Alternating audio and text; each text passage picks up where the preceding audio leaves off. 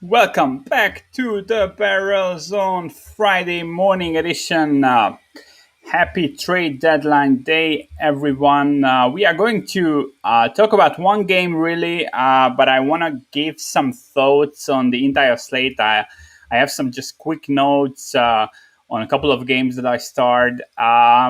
This will be a crazy day to bet. Skipping it, I think, is completely fine. There will be guys moved.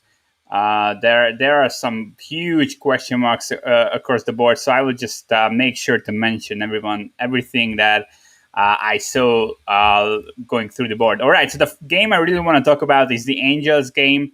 So this is Oakland, LA Angels. We have Chris Bassett and Sandoval for the Angels. I took both the Angels on the money line and the under. As I said a few days ago, I rarely do this, but it has been the second time I did this through this week.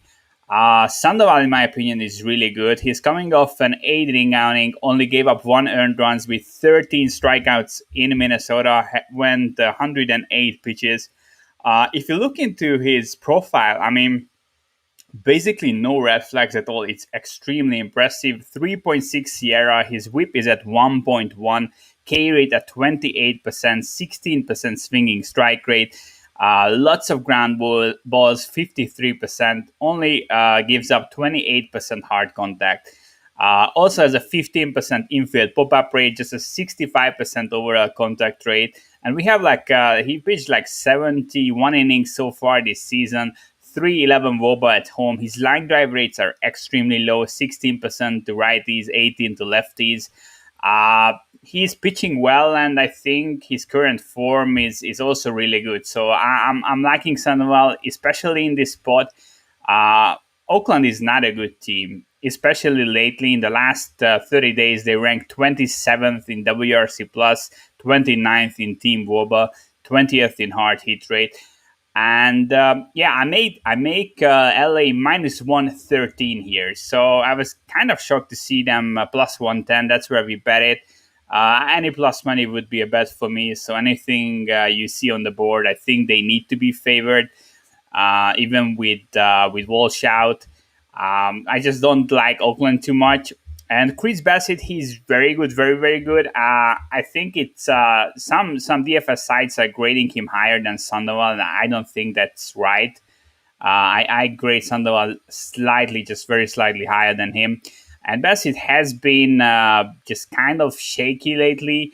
In the last three of his last four starts, he had a swinging strike rate under 8%. He gave up 6 homers in these four starts, and the three games where his underlying numbers were really bad came against Seattle, Texas, and Houston. And why Houston is great, I mean, Seattle and Houston are not teams you really want to put in a bad performance against. So, yeah, I think the under is the play. I think Sandoval will shut Oakland down. I'm expecting a bit of a bounce back from Bassett. He's really good, as I said. And this Angels team is missing some key offensive pieces.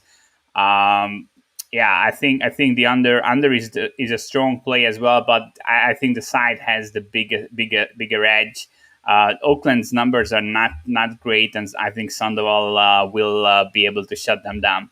All right, so just we'll run through the slate in a couple of minutes. I just have some quick notes. So we have the Philly game, Velasquez Crow against Pittsburgh. The notes here that both Bryce and Rice missed last night's game with back spasm and groin injury. So make sure to check the lineups if you want to get involved with Philly. If both guys sit, I wouldn't be getting involved with them. So the Nationals have Scherzer listed, but he's 99% will move before this start. He was linked to the Padres and then LA. We don't know what's happening yet, but this should be John Lester. And both the Cubs and the Nationals have sold a couple of guys, but the National sources tweeted out something like "Do not sleep yet" or something similar. So they will make further moves. I wouldn't touch this game with a 10-foot pole. Both of these teams just given up on the season already. Anything, this should be a pick'em game. I really don't know. what line we will get. Cincinnati, New York Mets. I think this is interesting. Carrasco making his first start for the Mets. I really wanted to fade him. So he is stretched out. He only pitched 3 innings in his last start in AAA. Before that, he pitched 1 inning, and before that, 2 innings. So he had 5 innings worth of rehab starts in AAA. Didn't look too good either.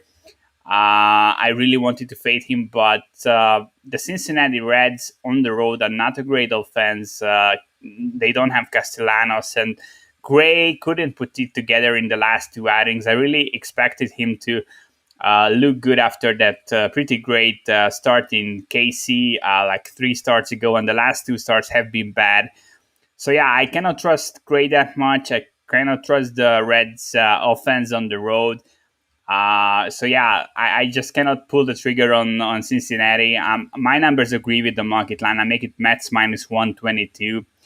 But it would be Cincinnati or nothing on for me. So then I looked at the over. If Gray cannot put it together and Carrasco will be bad, I'm expecting him to be bad. But it's an 8 and a 5 in Citi Field, and we have heavy wind blowing in a pitcher's park. So I'm just not going to touch it in the end. All right, we have Boston's game that's off the board. It's Tampa Bay. I make Tampa Bay with Fleming against Perez minus 127. This is off the board, so we will have to see if something interesting comes up here. We have Milwaukee against Atlanta. Tukey, the home pitcher, and Corbin Burns. I make Milwaukee minus 130 here. This could be interesting as Tukey has been looking good, but I really think we've seen his ceiling in his last start. So fading him with Milwaukee and Burns, who has been really solid and consistent, I don't think it's the worst idea. So I'm open to betting Milwaukee if we get something in the minus 120 range, which I could see happening. We have another of the board game, Seattle, Texas, Logan Gilbert, Colby Allard. I make Seattle minus 120 here, likely won't see any value. And then just a couple of notes. We have Berrios listed for the Twins, but trade talks have been really hot around him in the last couple of days, so I wouldn't be surprised if he gets scratched and moved before this start. And the same is true for John Gray of Colorado in the San Diego game. So I wouldn't touch these games either. So yeah, as I said, a lot of games to skip basically because of trades and things that we just cannot foresee at this point. But as I said, I logged in the LA Angels on the money line at plus 110 on Pinnacle.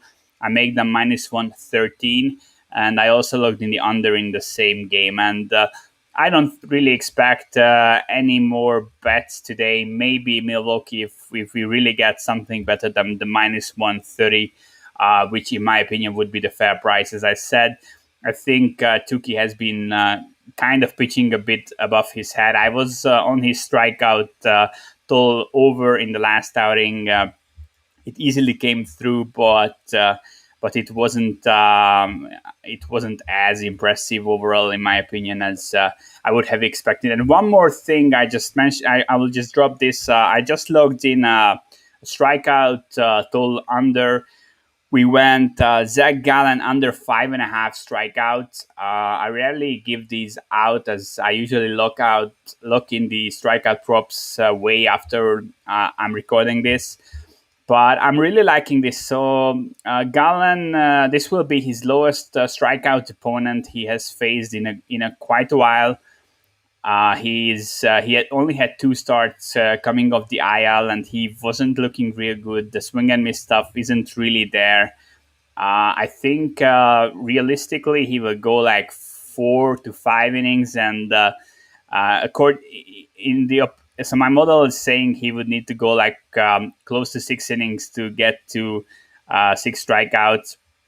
And I think with LA being a huge favorite, there is really a decent possibility that they will get Gallen quickly out of there, especially if LA goes up big early. So yeah, Gallen under 5.5 strikeouts. It was minus 109 when I logged in on Pinnacle, and I make it 4.7 actually strikeout total for this game. So yeah, this is it for today.